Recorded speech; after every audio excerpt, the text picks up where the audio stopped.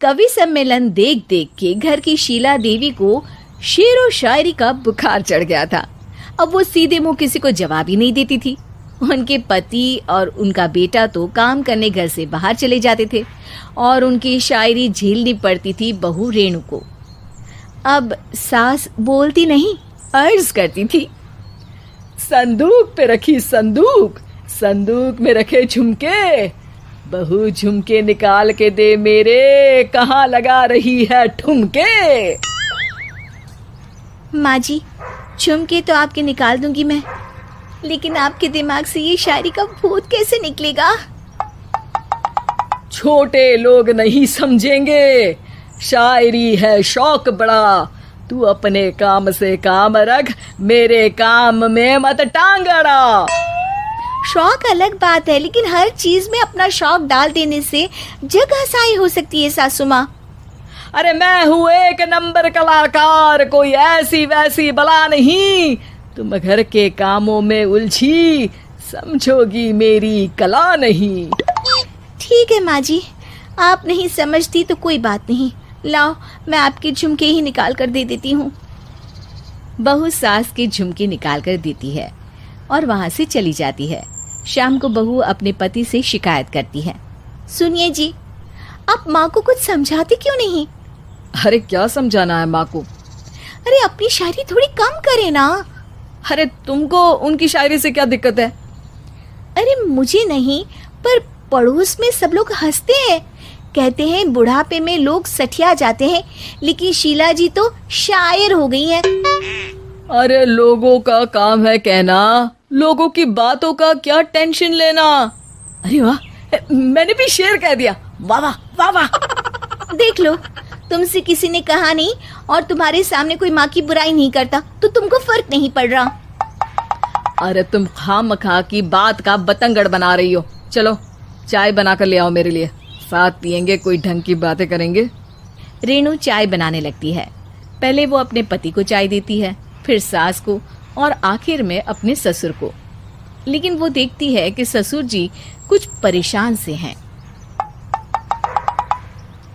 क्या हुआ ससुर जी, कोई बात हो गई है क्या? अरे तेरी सास बात बात पे शायरी करती है। कल मैंने पूछा कि खाना खाया तो तेरी सास ने क्या जवाब दिया पता है?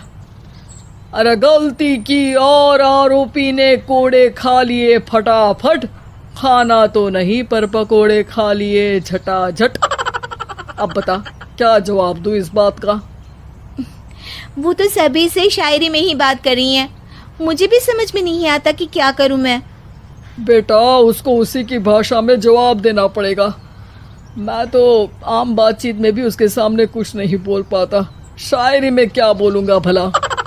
ससुर ने जैसे ही कहा कि उसको उसी की भाषा में जवाब देना पड़ेगा, बहू को ये बात जच गई।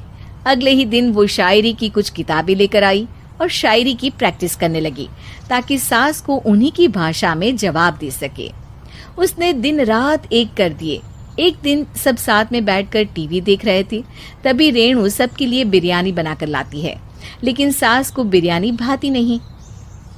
कौवा करता काऊ काऊ, चिड़िया बोलती ची ची, इतना खराब बिरयानी बनाई है कि मुंह से निकले छी छी। बस इसी मौके का तो बहू को इंतजार था, क्योंकि अब बहू सास को उसी की भाषा में जवाब देने के लिए तैयार थी। माँ जी, हमको अपनी ये बेकार शायरी ना सुनाइए, जैसी भी बनी है बिरयानी चुपचाप खाइए। ससुर जी और रेणु के पति ने रेणु का जवाब सुनते ही जोर से ताली बजाई और सास ने जब रेणु का शायराना जवाब सुना तो उनके गले में बिरयानी अटक गई। बहू ने एक और शायरी का तीर छोड़ा। शायरी में बहू के सामने सास हो जाएगी ढेर, क्योंकि सास मारेंगी एक शेर तो बहू मारेगी 1.25 शेर। सास को छोड़ के सब वाह वाह करने लगते हैं। आज पहली बार सास को नहले पे दहला मिला था और रेणु ने सास का मुंह चुप करा दिया था। अगले दिन रेणु का पति उससे कहता है, अरे वाह, तुमने तो माँ की बोलती बंद कर दी, मजा आ गया। अब मेरे लिए कुछ बना दो, खाकर मैं काम पर चला जाऊं। शायरी ही है मेरा जीवन, वही करूँगी जी भर के। नौकरानी रख लो कोई, काम नहीं करूँगी मैं घर के। अरे तुम क्या माँ जैसी हरकतें करने लगी, सीधे सीधे बात करो ना। हो गई कल शायरी, रोज थोड़ी ना करोगी। शीशी भरी गुलाब की पत्थर पे फोड़ दो, जो मुझे शायरी से रोके उसके कान मरोड़ दो। पति घबराकर वहां से चला जाता है और बाहर उसके पिताजी के पास जाकर बैठ जाता है। दोनों अपनी बीवियों की शायरी से परेशान है। ससुर को पछतावा होता है कि क्यों उसने बहू को सास की भाषा में ही जवाब देने का आइडिया दिया। अब तो घर में दो दो शायर हैं। दोनों एक साथ दुखी स्वर में कहते हैं, हम दोनों की ही बीवियां जब से शायर हो गई है, क्या बताएं, जिंदगी एक फटा हुआ टायर हो गई है।